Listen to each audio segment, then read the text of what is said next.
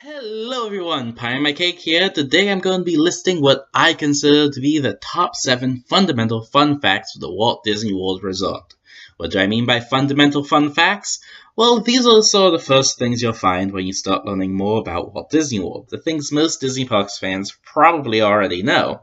If there are any I don't mention here that you think I should have, or any topics you want me to do another fundamental fun facts video for, let me know in the comments. Anyways, without further ado, let's get started.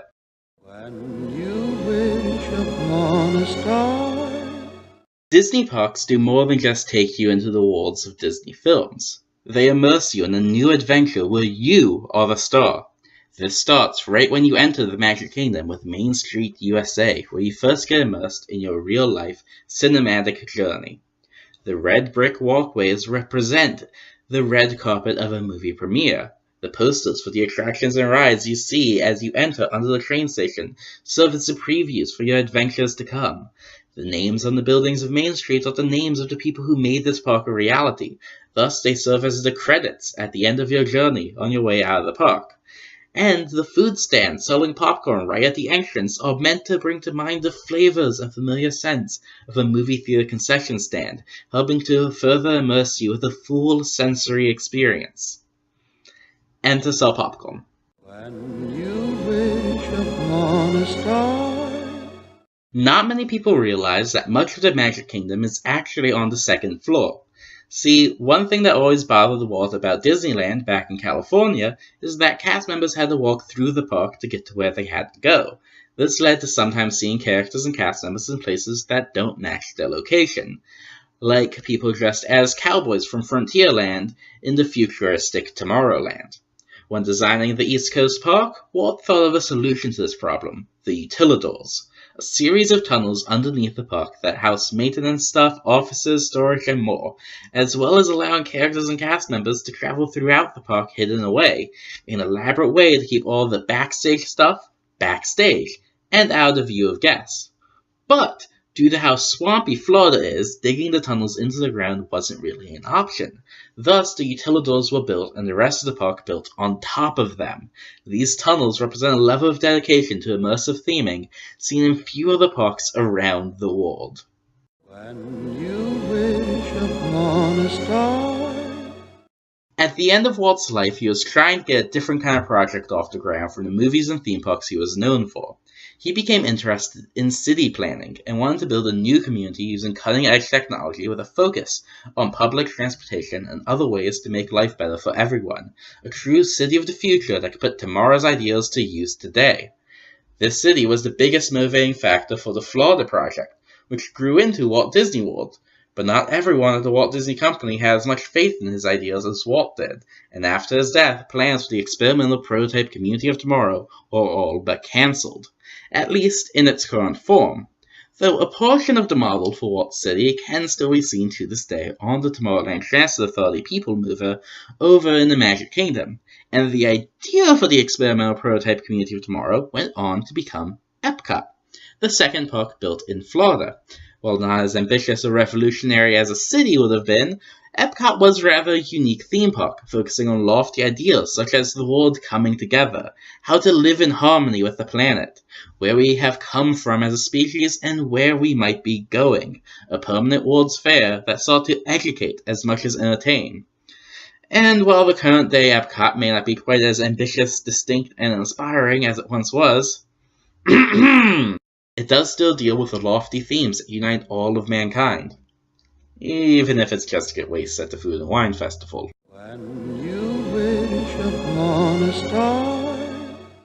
The third park built at the Walt Disney World Resort was MGM Studios, today known as Hollywood Studios. Like Epcot, this park originally had some lofty goals that would distinguish itself from other theme parks, other than Universal Hollywood, which Disney kind of ripped off. This was going to be a real walking movie studio besides just being a theme park. Unfortunately, the sounds and operations of a theme park are not really conducive to movie production.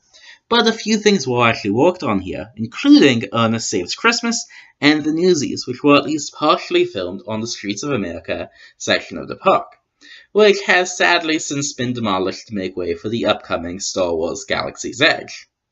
Animation, however, fared a lot better in the park, though.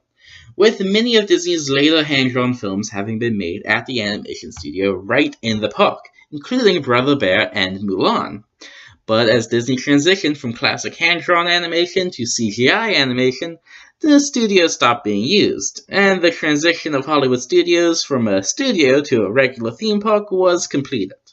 Though the walkthrough attraction and a part of the animation studio remained for several more years, until it was replaced with the Star Wars launch bay. I'm starting to notice a trend here. When you wish upon a star. When Animal Kingdom was being built, it was planned to be made up of 3 distinct sections. Animals that currently exist, represented by Africa and Asia, animals that used to exist, represented by Dinoland USA, and animals that never existed, represented by Beastly Kingdom. This land would have been themed to legends and mythology and was planned to include a Fantasia boat ride, a unicorn maze, and, most exciting, a dragon roller coaster. If the final product would have been half as good as the concept art, this roller coaster would have been amazing. But as construction was starting on the park, the cost of building Animal Kingdom was starting to really add up. Imagineers were forced to choose between Dinoland and Beastly Kingdom. Eventually they chose dinos over dragons, and the Land of Legends was put on hold.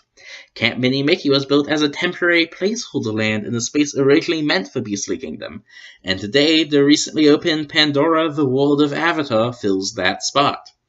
But Disney did originally plan to eventually come back to Beastly Kingdom, which is why the fancy animals can still be seen in subtle ways throughout the park, most notably the dragon right in the center of the Animal Kingdom logo.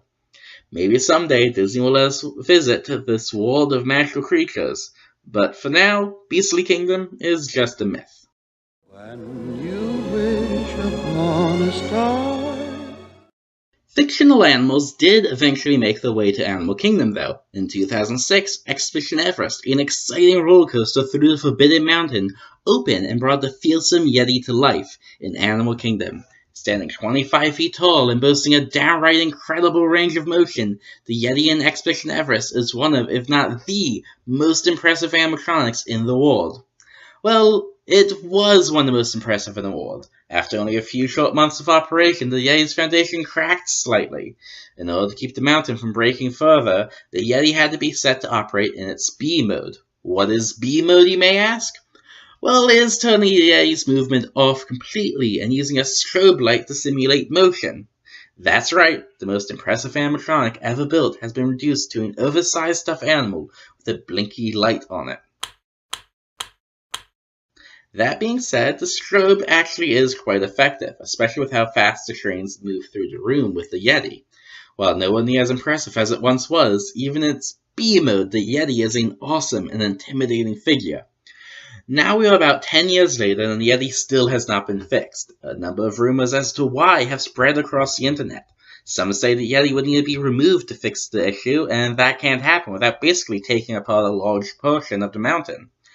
Others say Disney simply doesn't want to spend the money when the light works well enough. Whatever the reason, the Yeti has remained motionless for quite some time, and doesn't look like it's going to be fixed anytime soon. But the strobe light has earned the Yeti the sometimes affectionate, sometimes derogatory nickname of Disco Yeti among Disney Park fans. When you wish upon a star. The Haunted Mansion in the Magic Kingdom Park is neat.